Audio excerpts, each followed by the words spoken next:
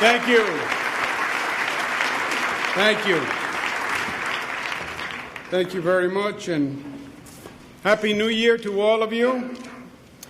First, let's start by giving Pat a big round of applause for coming up and sharing his story.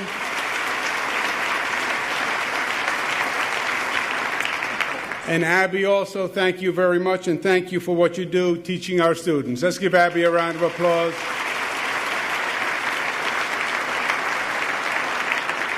To the great master of ceremonies for today, an outstanding lieutenant governor, a great public servant. He's been all over the state for 3 years. Nobody works harder or better than Lieutenant Governor Bob Duffy. Let's give him a round of applause.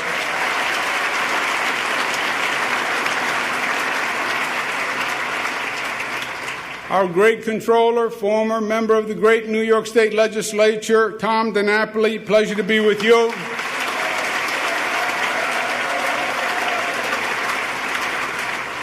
Attorney General Eric Schneiderman, who's doing a fantastic job for the state of New York. Pleasure to be with you, General. They were introduced already, but I can't overemphasize the cooperation, the partnership of the legislative leaders. We've had a great 3 years. It wouldn't have happened if these individuals didn't do what they did individually and work together the way they did. And as a personal point of privilege, I want to thank them for the kindness that they've shown me. Senate Leader Dean Skelos, Speaker Sheldon Silver, Independent Leader Jeff Klein.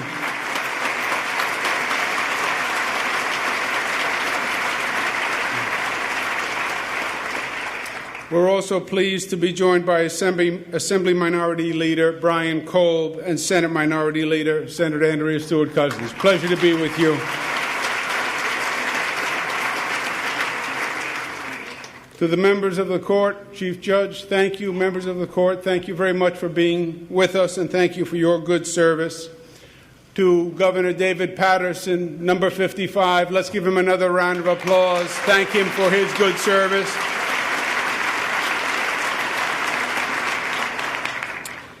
And again, Happy New Year to all of you. I think it's a year that is going to be a banner year for the state of New York, and that's what I'd like to speak to you about today, where we go in 2014. But there's an old saying that you don't really know where you're going until you know where you've been.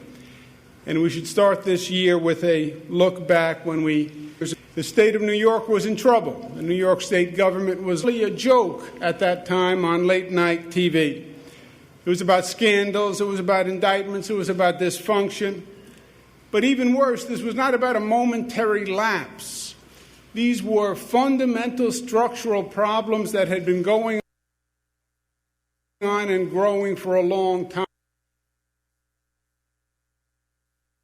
and were now coming home to roost. It started with the simple fact that the state spent too much money. The state spent more money than the people in the state earned.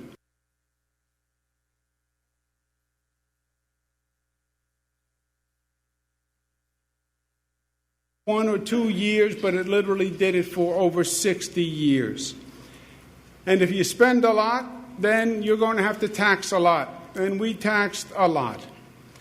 And as a result, our taxes had become the highest in the nation. And we were paying a price for the high taxes. People and businesses were leaving the state. On top of that, for decades, Albany had become a poster child for gridlock. Long before Washington, D.C. put gridlock on the front pages, the story of Albany was gridlock. And it always happened at the time of the budget. Why? Because that's where the money is. And it was late. Over a 30-year period, 23 years, we had a late budget. Average late budget, 50 days. New York State had lost its way. We were spending more money, and we were actually getting less results for the people who we were supposed to be serving in the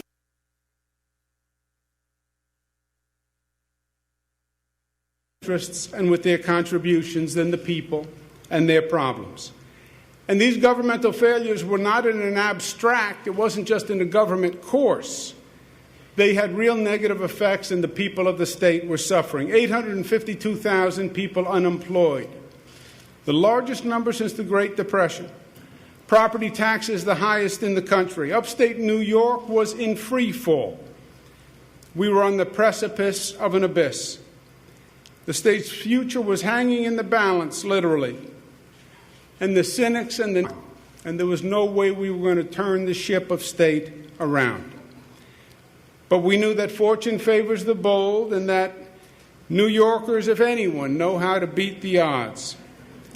And we set our sights high. We said we were going to restore economic opportunity to the state of New York. We said we were going to replace dysfunction with results, that we were going to put people before politics, and we were going to reestablish New York as the progressive leader of the nation once again. We stopped talking and we started doing. And in 3 years, my friends, you have reversed decades of decline and made dramatic and undeniable progress. For the first time in modern political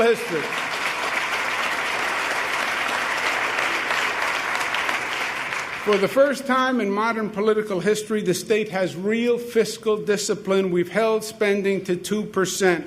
For the first time in 40 years, spending is below the rate of inflation and below the pay.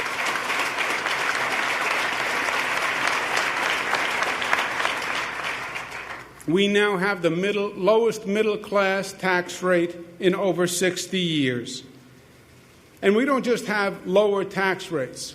We have a fairer tax code. We went from a flat tax in the state of New York, where everyone paid the same income rate, regardless of how much income they earned, to a graduated rate.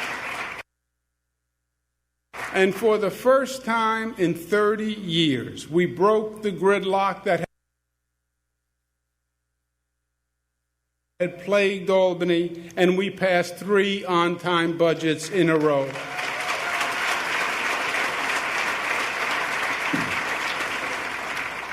After years of false starts, we instituted a real teacher evaluation process that focuses on performance rather than merely growing the bureaucracy. After 30 years of talking, we passed casino gaming, which will bring a new economic future to parts of this state that have been suffering for too long. After decades of conflicts, we renewed our spirit of partnership with the Indian nations across this state. And let's take a moment to recognize the nation representative Ray Halbritter from the Oneida Nation of New York, Ron LaFrance of the St. Regis Mohawk, Beverly Cook of St. Regis Mohawk, and Michael Kimmelberg of the Seneca Nation. Thank you, and thank you for being with us today. Thank you.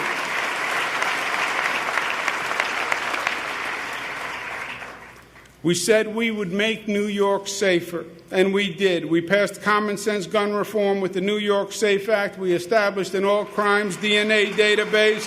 We enacted tough new texting while driving laws. We said we would make New York healthier, and we did. We provided health insurance to more than 265,000 New Yorkers through our health exchange, and it worked well. We said we would make New York cleaner, and we did, opening a $1 billion green bank, adding more money to the Environmental Protection Fund. We said we'd make New York smarter, and we did. We expanded full-day pre-K, incentivized performance through master teachers, and launched SUNY and CUNY 2020. We said we would make New York fairer, and we did. We raised the minimum wage, we closed juvenile justice facilities, we opened the Justice Center, and we passed marriage equality.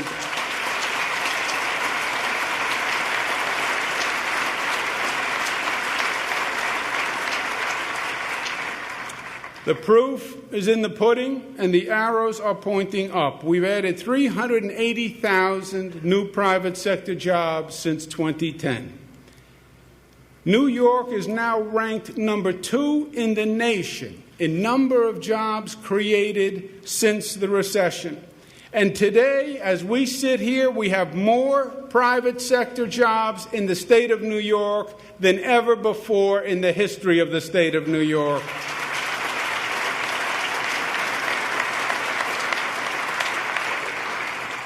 Exports are up 15%. Our ratings are up from all three agencies at a time when the rating agencies are downgrading governments all across this country. All three rating agencies have a positive outlook for the state of New York. And because jobs and exports and our ratings are up, unemployment is down in every region of the state of New York.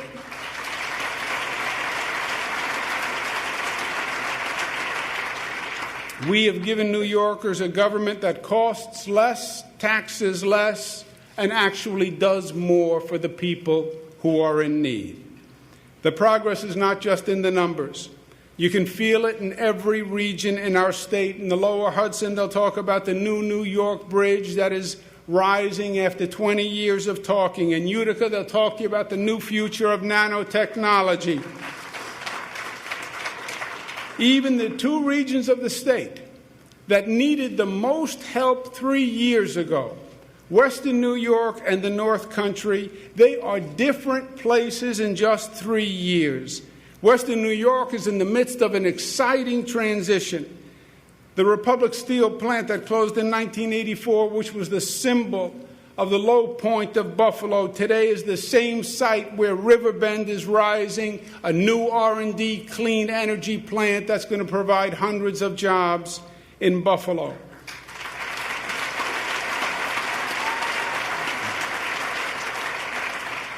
There are even sightings in the Buffalo sky of a species long thought to be extinct in Buffalo. Cranes are flying once again in the Buffalo sky. Buffalo News editorial from this past New Year's Eve. Couldn't have said it any better. In Buffalo, for decades, the norm has been a glum acceptance that we live in a second-rate city with a fourth-rate economy, and that there was nothing to do about it but moan. Over the course of a year or so, the pall has lifted. Western New Yorkers started to regain confidence in their city and the direction in which it was headed. It qualifies as the story of the year, maybe the story of the decade. Congratulations to Mayor Byron Brown. Congratulations to County Executive Colin Cars, to Howard Zemsky, to Satish Tripathi, who have done great work. In the North Country, it's the same thing. The North Country was long ignored by Albany. But there is a new economic life. The Trudeau Institute is an emerging world-class biotech hub. There's going to be a new hotel in Saranac Lake. Bombardier's state-of-the-art rail car facility in Plattsburgh is going great guns. The North Country has a new future. And let's give them a round of applause for their turnaround.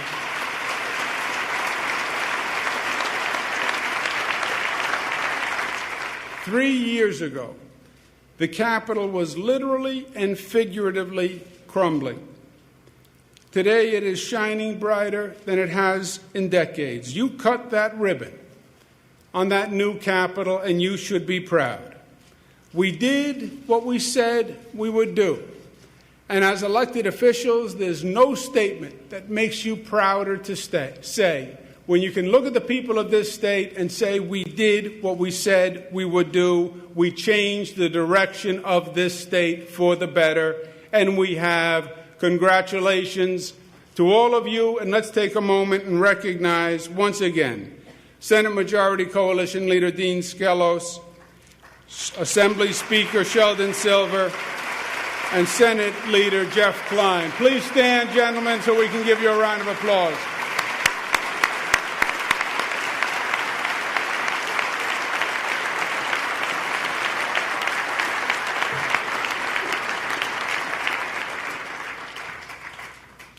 Now, we have much more to do, but we are energized by a new strength, a new pride, and a new confidence. And let us build on that record of success. For New York State, job one is jobs. Our statewide job growth strategy starts with a top-down reducing tax theory. Our financial restructuring of the state has actually paid off. When we were here 3 years ago, we were looking at a $10 billion deficit. It was historic, and it made us all quake in our boots. I know it did me. We have gone from a $10 billion deficit to a $2 billion surplus in just 3 short years. This year, within the 2% spending cap, we can increase our investments in education, healthcare, economic development, and still provide more tax relief. We impaneled a bipartisan Pataki-McCall Tax Relief Commission, which did good work. They made the basic point that the state has no economic future as the tax capital of the nation. People move and businesses flee. So let's continue to make our state more competitive. Let's cut more burdensome business taxes. New York State's corporate tax rate is currently 7.1%. Let's cut it to 6.5%, which would be the lowest corporate rate since 1968, and really send a strong signal to business saying this is a different day and we're doing it a different way. Let's pass a manufacturer's tax credit for 20% of the firm's property tax liability. New York is one of only 15 states with an estate tax, and our exemption levels are among the lowest and our rates are among the highest. Let's eliminate the move to die tax, where people literally leave our state, move to another state to do estate planning. We propose raising New York's estate tax threshold and lowering the rate to put it in line with other states. We also need a renter's tax credit to help New Yorkers afford the ever-increasing housing costs that they're experiencing.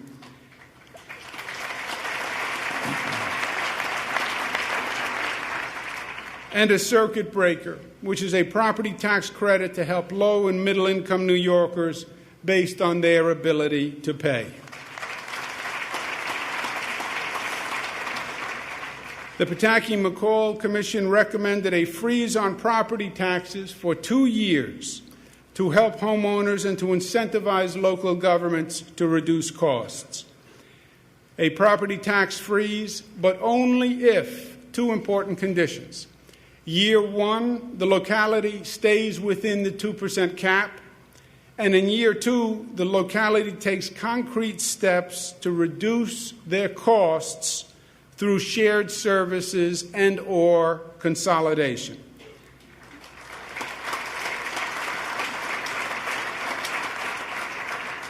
Because while we're reducing taxes, my friends, we also have to tackle a major structural problem, which is the proliferation and expense of local governments.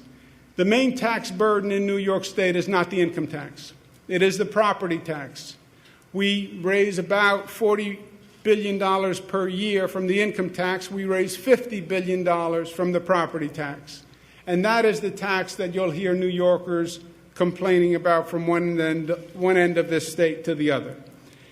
As a matter of fact, no matter how you look at it, New Yorkers don't just pay a high property tax, they pay the highest property tax in the United States of America. Literally, the highest property tax in the country is in Westchester County, in absolute dollars.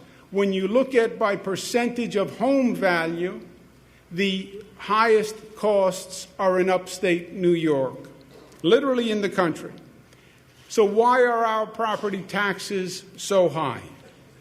Because we have too many local governments, and we've had them for too long. 10,500 local governments. These are towns, villages, fire district, water district, library, sewer district, one district, just to count the other districts in case you missed a district.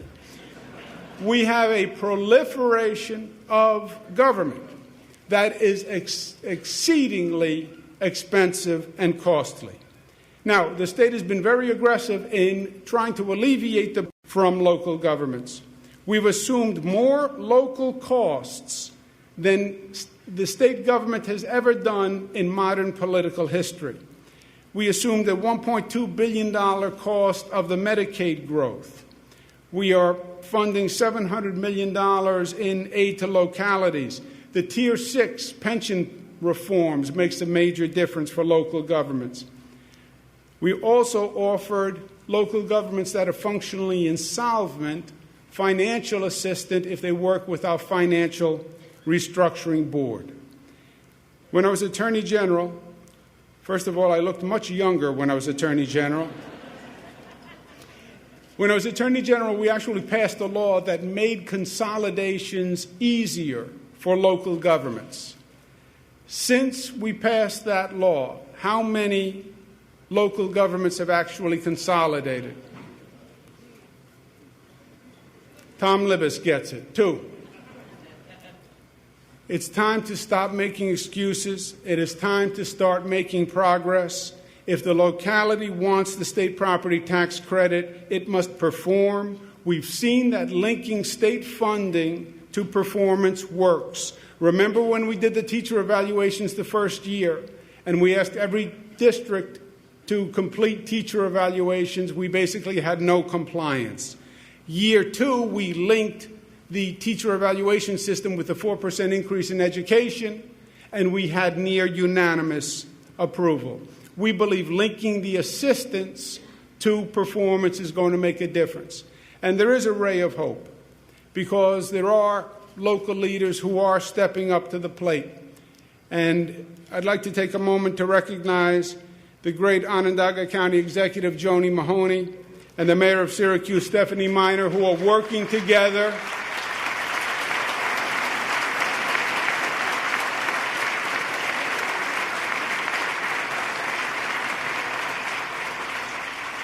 They are working together to see if they can achieve consolidation and shared services between Onondaga County and the city of Syracuse. We wish them well, and we hope other leaders follow their example, because that's exactly the right course. Thank you very much, County Executive, and thank you, Mayor.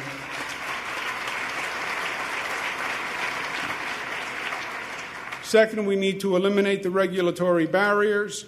We all agree, eliminate any regulatory barriers that we can that are barriers to business growth. We've talked about it for many years. The Senate has held hearings. The Assembly has held hearings. Let's join together, create a joint commission, do it together, and let's pledge to stop talking about it and actually get it done this session. Drop the regulatory barriers that are stopping businesses from growing in this state.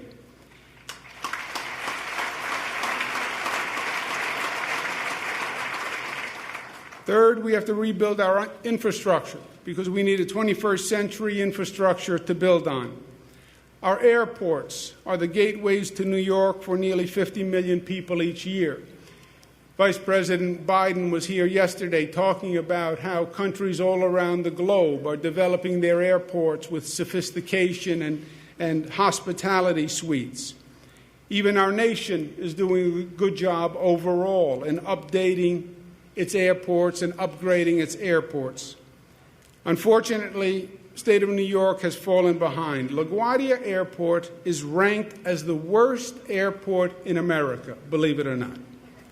That is a disgrace, my friends, and it is unacceptable, and it's going to change. We need to modernize JFK and LaGuardia. We've talked about it for too long.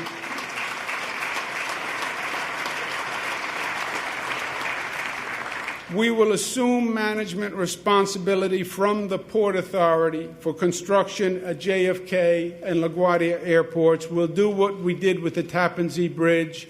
We're going to step in, stop talking about it, get the government to work, and we're going to redevelop those airports the way they should have been redeveloped many, many years ago, and make us proud of that gateway once again.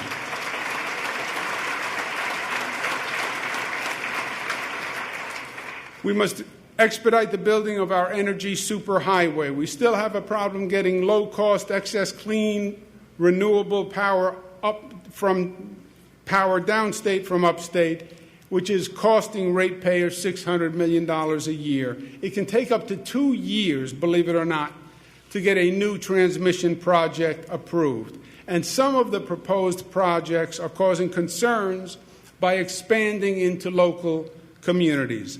Let's incentivize smart projects. that locate within state-owned or existing transmission right-of-ways so they're not interfering or spreading into local communities. And let's offer those smart projects an expedited approval process that will cut the time from 2 years to 10 months if they do it smart. It's a win-win for upstate, which needs the economic growth, and it's ratepayer savings for downstate New York.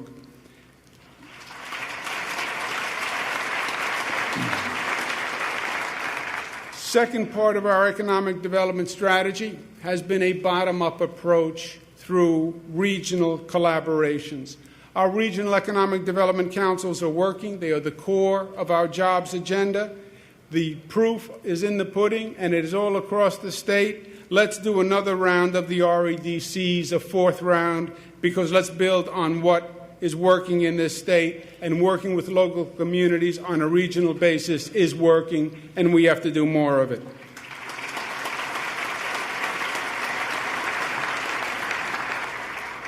Last year, we launched Startup New York. There's nothing like it in this country. It makes New York the least expensive place in the United States to locate a business. It took our reputation of high taxes and anti-business and flipped it 180 degrees with passing just one program. Businesses nationwide are already expressing interest in Startup New York. We want to take it to the next step, and let's start to globally market Startup New York, because I believe we can literally have companies coming from overseas to this state because of the Startup New York program, and if we market it, that will happen. We want to hold an international conference at the Javits Center to introduce executives from overseas to the Startup New York and all the assets and beauty that this state has to offer. I also want to recognize at this time Mr. John Mack, who's the former CEO and chairman of the board at Morgan Stanley. He is a great financial mind. He's a leader in the business community, and John Mack has been generous in volunteering to help the state on financial matters writ large, but also to help market the Startup New York program. And his credibility is a tremendous asset when we're marketing New York and we're marketing Startup New York. Let's give him another round of applause, Mr. John Mack. Thank you very much. 3 years ago, we said we would focus on upstate New York. Why?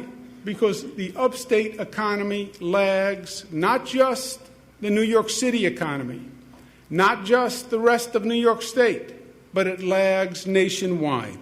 Literally, over a 10-year period, when the nation was growing 9%, upstate New York was growing at just about half the rate of the country. And this is a problem, frankly, my friends, that we ignored for too long. And upstate New York then entered a downward cycle where they lost economic power, which caused a depopulation of the area, which caused the loss of political power, which caused the loss of governmental help, which then caused more economic power to be lost. And upstate New York has been in that cycle. Not for 1 year, not for 2 years, for 10, 20, 30 years. The notable exception was, frankly, here in the Capital District and nanoscale, where the state made a significant contribution, and with some real talent from Dr. Elaine Calleros, literally generated an entire industry. But it shows what the state could do when the state invested. But the state, besides the Capital District, in many ways forgot the rest of upstate New York, and we said we were going to change that and reverse it, and we did, and it's already paying dividends, and we want to do it again, and we want to start it with taxes. Let's go to the upstate manufacturing.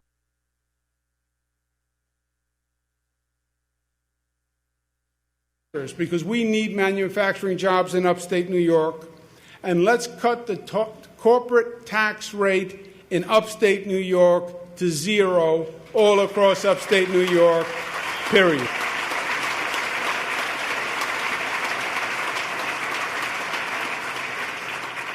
Why? Because you can't beat zero, my friends, and it is a competition.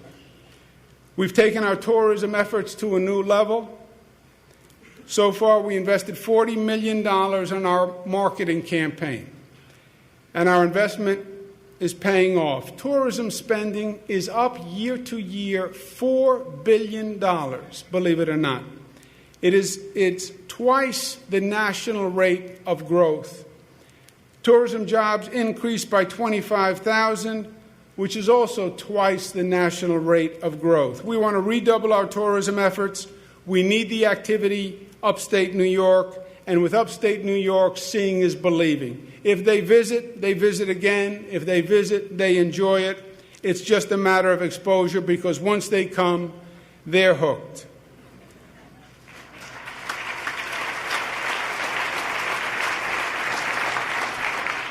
We propose one-stop shop licensing, a New York State adventure license to help promote tourism, where you can go to one portal, you go to the Department of Motor Vehicles, and you can apply for all your licenses, and they'll be literally presented on your Department of Motor Vehicle license rather than having to deal with a lot of agencies and carry a lot of paper. That happens to be our Commissioner of the Department of Motor Vehicles, Barbara Fiala, who's doing a good job. It's a pleasure to recognize her.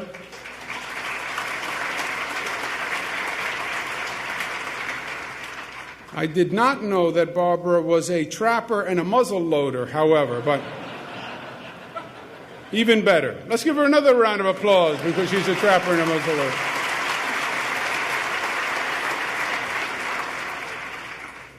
On this quest, the state will be more opportunities for hunting, fishing, boating for both in-state people and tourists who come from out of state. We're going to launch a whole new signage campaign on our roads, promoting the assets of New York, organized into three campaigns: the Path Through History campaign, the I Love New York attraction campaign, and the Taste of New York food and beverages. You'll see these signs on the roads literally over the next few days. And these campaigns link online to all those attractions in that particular area, all along the thruway and all along major routes. The goal is to get people who are on the roads, off the roads, into communities, and fostering and promoting the economy of the state of New York. Last year, I invited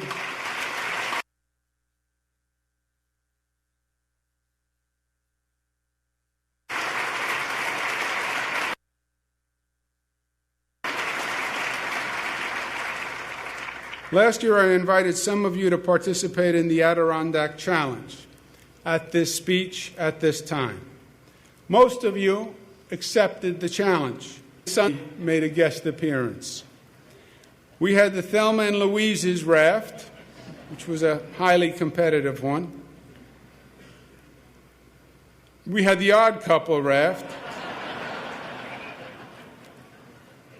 And we had the City Slicker raft. We had the Master Rafters, or at least people who thought they were Master Rafters. Oh, that's embarrassing, Larry.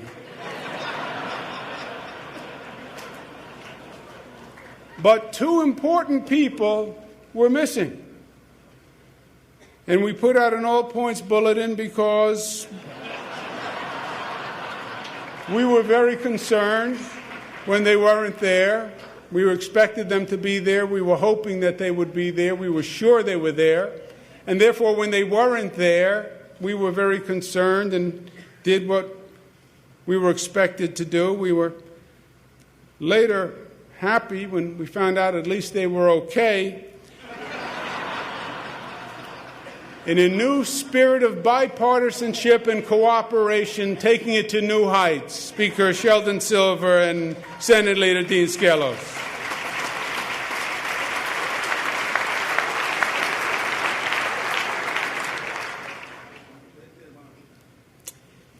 Since we know that something pressing must have come up because they would never just on a random fluke miss a pressing competition, we are giving them a second chance and a second challenge this year It's the 2014 Bassmaster Classic.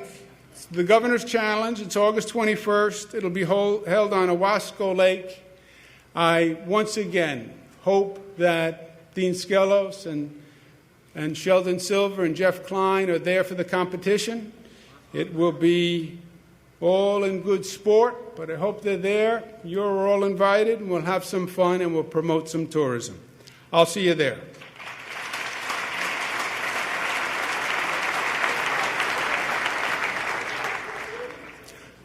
Our casino plan is already generating great interest. We said we believed it would, and it is. Our challenge now is to make casinos a reality, make it happen fast, and make it happen correctly. Our current plan is March 2014 for the RFP to go out.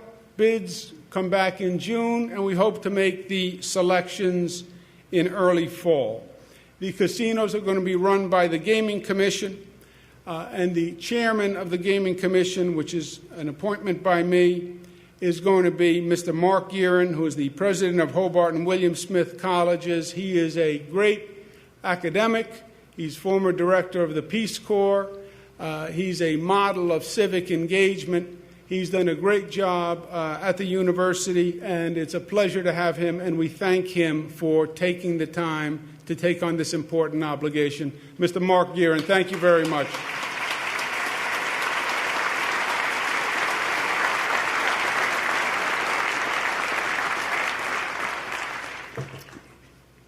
Our targeted investments in public-private sector partnerships are working. We want to keep the momentum going with the second round of the Yogurt Summit, the Regional Beer, Wine, and Spirits Summit, the Tourism Summit, the Path Through History Summit. We want to add this year a summit, agricultural summit, to help connect upstate producers to downstate consumers. I believe there's a very interesting market that could be developed, and we want to do our best.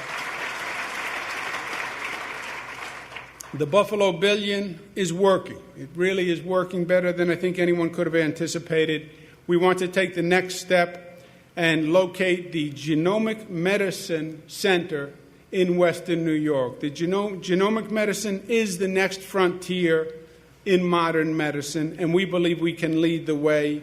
We want to create a genomic medicine network partnership among UB and the Medical Corridor, CNSE, IT, the New York City Genome Center. It's creating hundreds of jobs and an entirely new industry for Western New York. So let's get at it.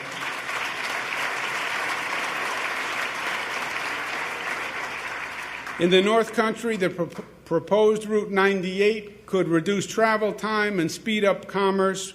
Let's see if we can make it a reality. We've been talking about it for years. Let's get DOT to undertake a study and see if we can make this project happen. That's our focus on upstate New York. You can see it's comprehensive, from tax credits to tourism to casinos to targeted investments to Buffalo and Route 98. It's been an important priority. It's paying dividends, and we're going to keep it going. But whether it's upstate or downstate, the best long-term economic development strategy is to have the best education system in the world, period. And that's our focus. We are in the midst of an education reinvention, replacing a 1950s bureaucracy with a 2020 performance organization. We formed the New York Education Reform Commission, headed by Chairman Dick Parsons. They have done extraordinary work. They're called for full-day pre-K, extending school days, and for performance pay. The next step now in our journey is to reinvent our classrooms with new technology.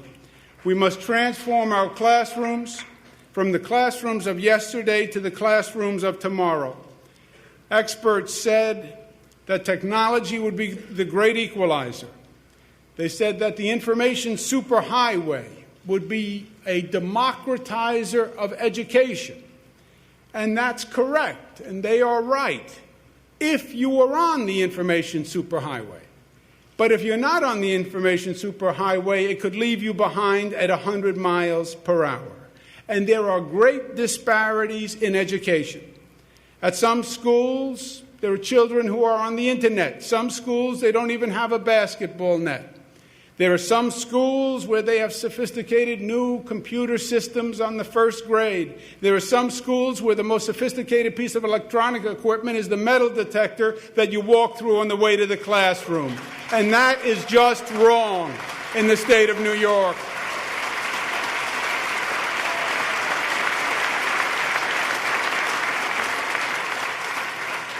We can do better. We must do better. We will do better. Let's invest in the future. Let's reimagine our classrooms for the next generation. Let's have the smartest classrooms in the nation because our children deserve nothing less than the best.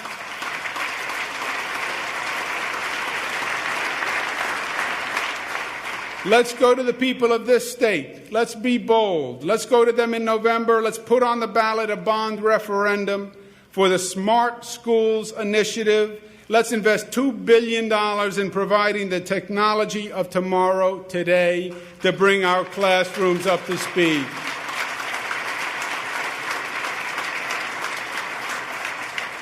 What does new technology mean? It means every child learns at his or her own pace. Students get the skills they need to succeed in the 21st century economy. Access to advanced courses, parents and teachers can communicate, and teachers can access the assistance and training they need. It's not going to be about growing the bureaucracy. It's going to be about helping students. It's going to be used for equipment such as laptops, desktops, tablets, infrastructure upgrades, high-speed broadband. There'll be strict eligibility on the use of funds, and each district must submit a technology plan for approval by the state. And while we remake our classrooms for tomorrow, we must get young minds engaged as early as possible. In 2013, in the State of the State, we called for expanded full-day pre-K. The Assembly has long championed the same. It's time for New York State to have universal full-day pre-K statewide.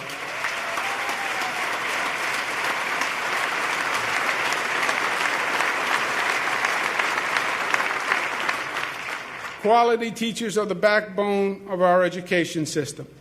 And let's recognize and thank Master Teacher A.B. Albright, who did the introduction, for her introduction today and for being here. Thank you again, A.B.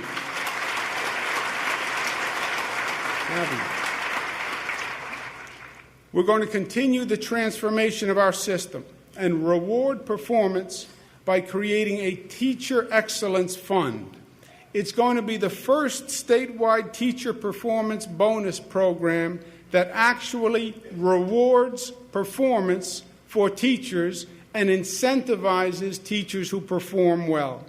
Teachers who are rated highly effective on their evaluations, which is the highest statewide rank, would be eligible to receive $20,000 as a bonus in performance pay, which is on average 27% of their salaries.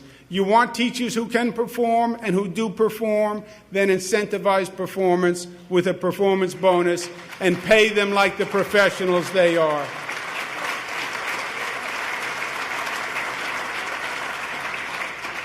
When it comes to higher education, our SUNY 2020 and CUNY 2020 reinvestment and capital programs are working. We want to continue them for a second round. The future of the economy is in STEM jobs. We should be incentivizing our education system to fill those openings. We want to provide to the top 10% of high school graduates full scholarships to any SUNY or CUNY school if they pursue a math or science career and agree to work in the state of New York for 5 years.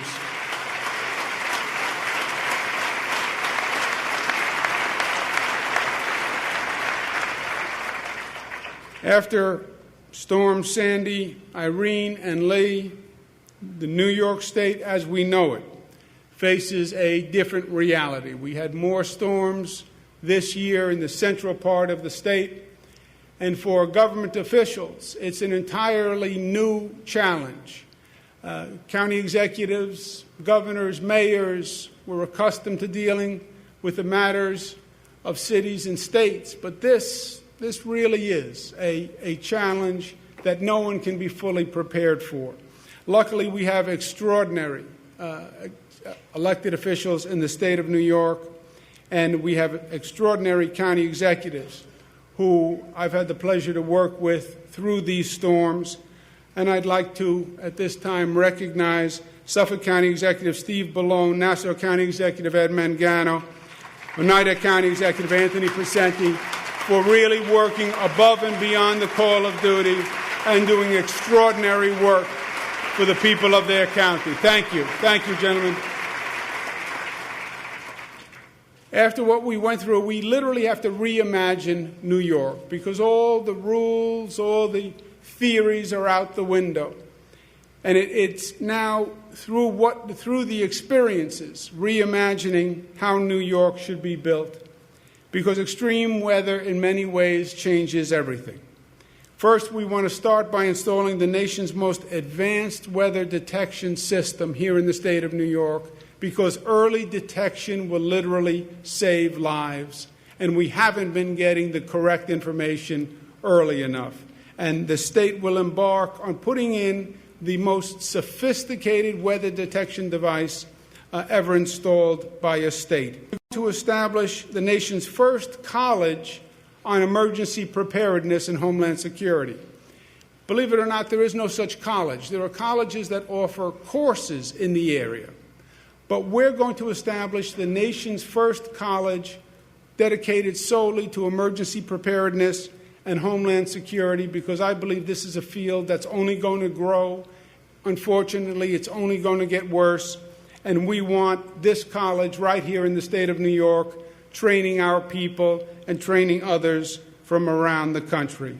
We've recruited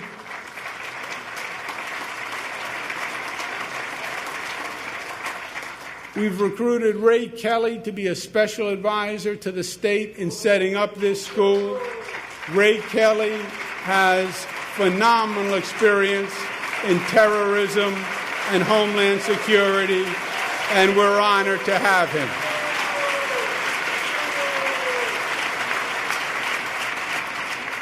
We'll create a citizen responder corps to train our own citizens. We want to train 100,000 citizens in the state of New York by year's end, so people know how to provide services in their own home, for their own family, and then they can be helpful on their own block and on their own community. We have to totally harden our transit system.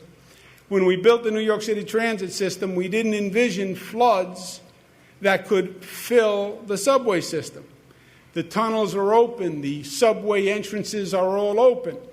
And in a situation like Sandy, that just created tremendous flooding. We now have to reimagine a subway system where you can close all those openings.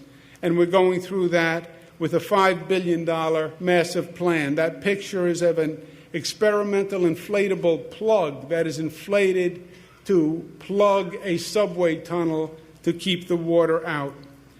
We will open a new spur for Metro North Railroad to provide more resiliency and direct access to Penn Station, which will also at the same time build 4 new stations to bring transit options to the Bronx.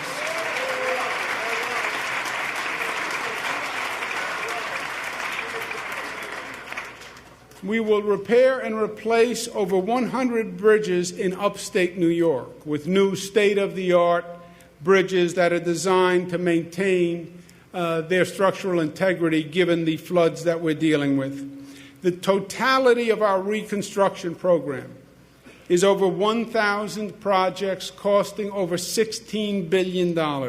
It is the largest reconstruction program the state has ever undertaken, believe it or not. And it is thanks to our federal partners. It's thanks to the congressional delegation that helped us get a $60 billion supplemental after Hurricane Sandy, so we have the funding to do it. And it is also thanks to an extraordinary gentleman, an extraordinary New Yorker, who's the HUD secretary, but he was a New Yorker first. And he has been a great partner to New York. He's the person who led the federal government interagency task force. He's here with us. Let's give him a big round of applause and thank Sean Donovan for his partnership.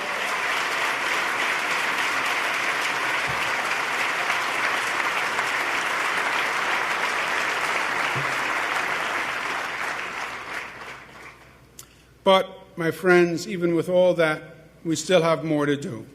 We have to make New York healthier. Research suggests that medical marijuana can help manage the pain and treatment of cancer and other serious illnesses. 20 states have already started to use it. We'll establish a program allowing up to 20 hospitals to prescribe medical marijuana, and we will monitor the program to evaluate the effectiveness and the feasibility of a medical marijuana system. New York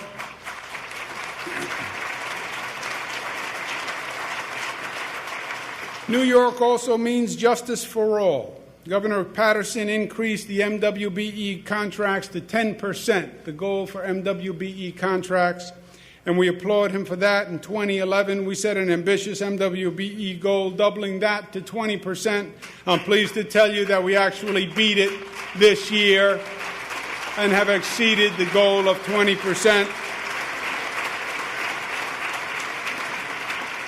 This year, we will focus on certifying more companies, more MWBE companies, so we can even create more jobs. There are other New Yorkers who we can help in this way. Disabled veterans showed us their loyalty. We must show them our loyalty. Let's set a goal of 5% in awarding of state contracts to disabled veterans-owned small businesses.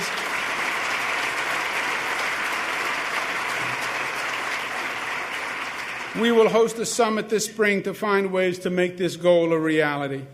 Our New York Youth Works program that we started last year has helped 13 inner-city youth find work. Unfortunately, the unemployment rate is still 40% for inner-city youth. There is still more to do. We want to extend the New York Works program, extend the length of the tax credits to businesses to create more jobs, and provide job training through a job linkage program. Let's get these young people working. Let's get them a future.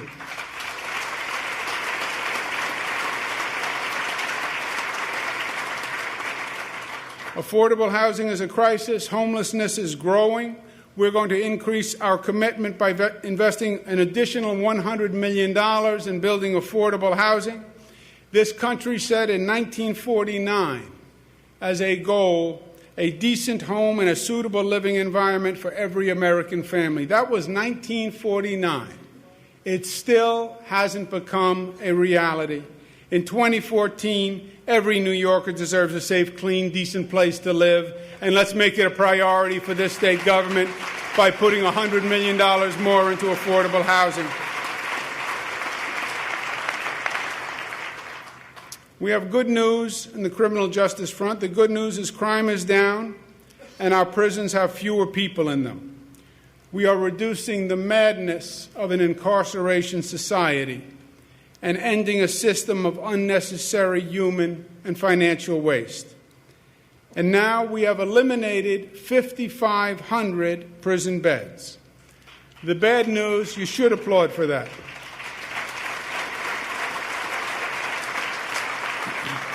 The bad news is there's a revolving door where 40% of the people who are released from prison wind up back in prison.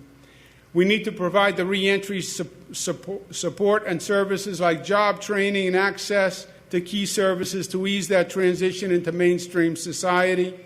Reducing recidivism means less crime, it means safer communities, it means fewer taxpayer dollars spent on incarceration. Let's stop the revolving door once and for all. Let's create a reentry council that brings together all the state resources and coordinates them so we make those transitions effective and lasting.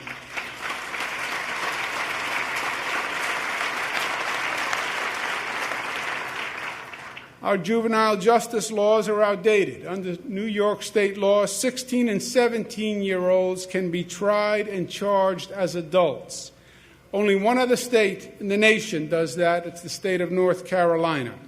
It's not right. It's not fair. We must raise the age. Let's form a commission on youth, public safety, and justice, and let's get it done this year.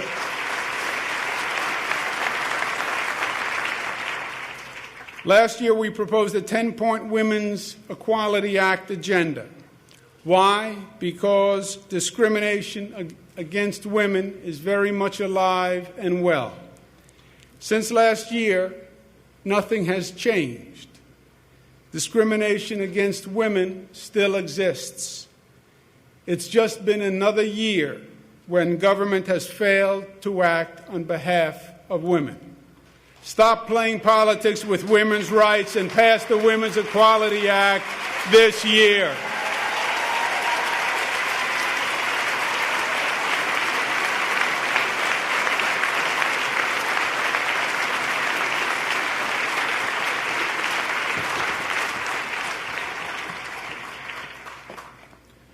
$47,000 drivers with 3 or more drunk driving convictions are still on the road. Think about that as you drive home tonight. It's absurd. Let's change the law. Anyone convicted of drunk driving 2 times in 3 years should lose their license for 5 years. And 3 strikes and you're out and you are off the road, period.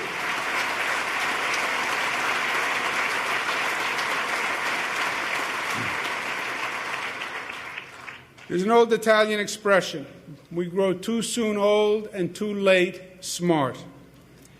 For young drivers, a cell phone can be more dangerous than a bottle of alcohol. For teen drivers, texting while driving creates more fatal accidents than drinking while driving, believe it or not.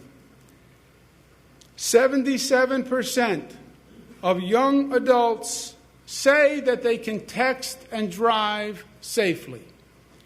They're wrong. Let's continue to crack down on texting while driving. If a teenager is caught texting while driving, they should lose their license for 1 year. Let them learn this lesson. They are our sons and our daughters, and let's save lives.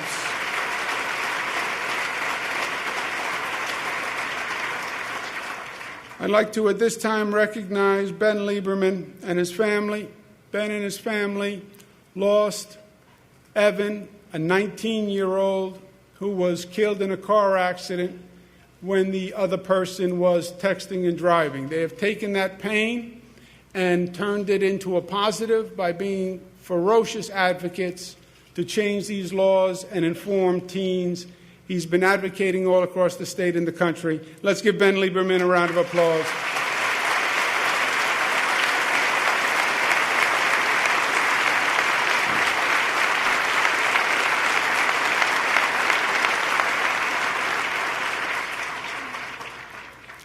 Last year, I appointed a Moreland Commission to investigate public corruption. There's a disagreement about the need for more ethics reform. I understand that. The argument by some members of the legislature is that we created J-COPE and that should solve the problem. But there's been a string of bad acts almost on a daily basis. Open up the newspaper, even today, and you see more and more stories of individual legislators who have done bad acts. And it reflects poorly on all of us because people don't distinguish. It's an assemblyman, it's a senator, it's a Democrat, it's a Republican. It's just a politician. And it's just a state politician who works in state government. That's all they hear and that's all they know. And it reflects on all of us. So, well, I didn't do it, it's not my problem. No, it is a problem for all of us. And it goes to the essence of what we are all trying to do. Ethics reform is an acknowledgement of the problem and an acknowledgement that we need to fix the system. Ethics reform says to the people of this state, yes, I saw the news articles too, and it bothers me, and I'm troubled by it. And we're going to pass ethics reform because we're going to change the system because we understand your concern that there seems to be a pattern of these repeated instances of bad acts. That's what ethics reform is. That's why I was arguing for ethics reform last year. And that's why I'm arguing for ethics reform this year. I propose a new anti-bribery and corruption laws, public financing of elections, independent enforcement at the Board of Elections, and disclosure of outside clients with business before the state.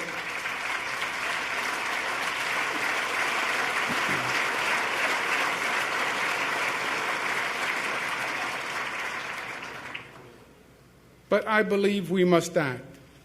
Why? Because when government has the public trust, government has the capacity to do good work.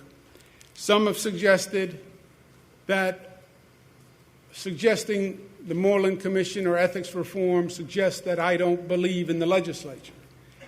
It actually is the exact opposite. I do believe in the legislature. I do believe in this. I do believe in us. I do believe in New York State government. I do believe in our capacity. And I don't want to see it limited. And government is limited by the lack of trust. And the more trust, the more capacity. This is working. We went through all the stats and all the statistics on the progress of the state. We have done what we said we were going to do. We've turned the state around. We're balancing budgets. We're working together. We put the politics aside. We come into the chamber. We're not Democrats. We're not Republicans. We're New Yorkers, and we're working for New York. And that is working. And we have accomplished great things. And I want to see us do even more together. And I believe the more trust we have from the public, the more we can do. I believe it's like fuel for a rocket. If we have the trust of the people and they're watching us perform and they're seeing this state move, then there's nothing we can't do. And I don't want to see any limit when we have so much more to do. Look at the agenda we outlined today. We have to rebuild this entire state after Sandy, Irene, and Lee with a whole new vision for resiliency and redundancy. We're going to invest in our schools like we've never done before. We're going to get the economy back. We're reforming the tax code. So much good work. But we need the public with us, and we need the public to trust us and believe in us. And that's what ethics reform is all about.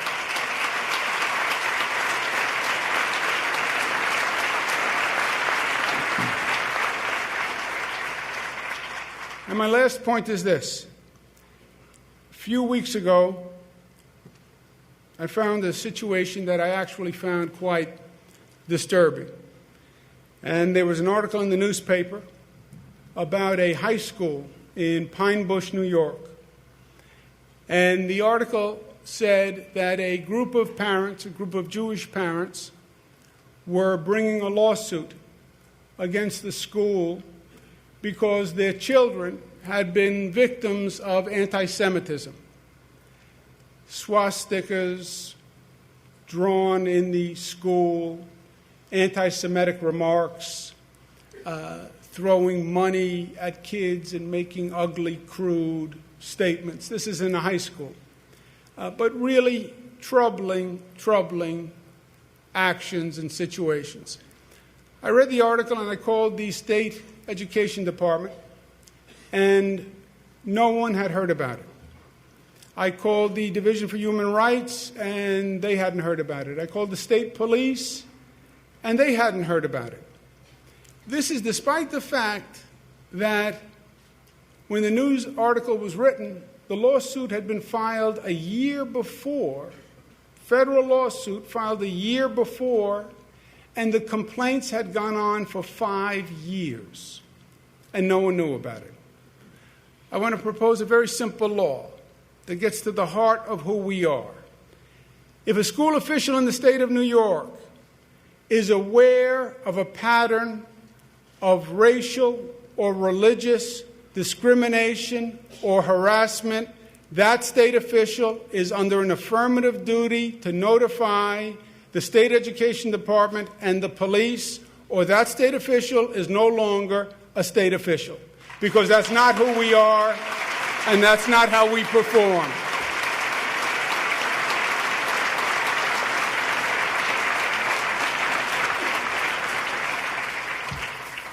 And as we leave here today, let us recommit and remember what makes New York special and what makes us special as New Yorkers. New York is not about the buildings, and it's not about the land.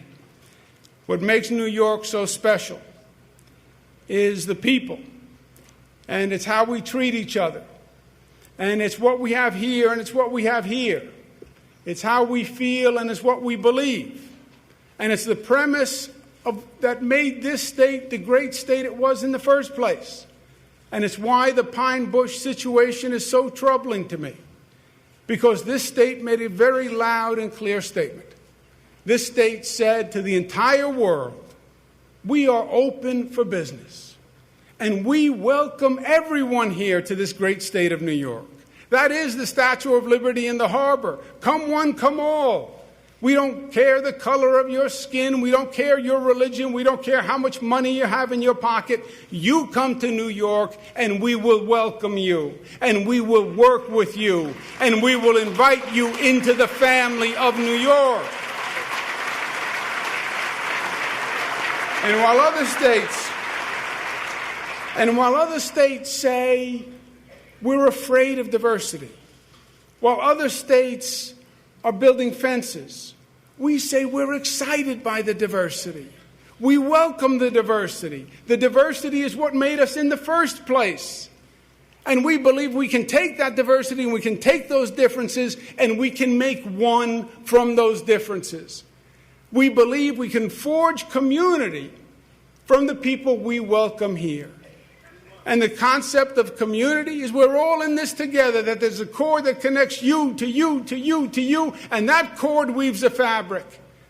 And when one of us is raised, we're all raised, and when one of us is lowered, we're all lowered, because we're part of one community and we're part of one fabric. And that's what made New York great, and that's what continues to make New York great. That at the end of the day, we are one. We are upstate, we are downstate, but we are one. We are Latino, we are African American, but we are one. We're New York City and we are Buffalo, but we are one. We are Democrat and Republican, but we are one. That is the promise of this great state. That is e pluribus unum, out of many, one. It's the founding premise, the enduring promise. It's the promise that we inherited from our parents, and the promise of New York that we're going to pass on to our children, and the promise, my friends, that we are going to make a reality in this great state working together. Thank you, and God bless you, and let's have a great 2014.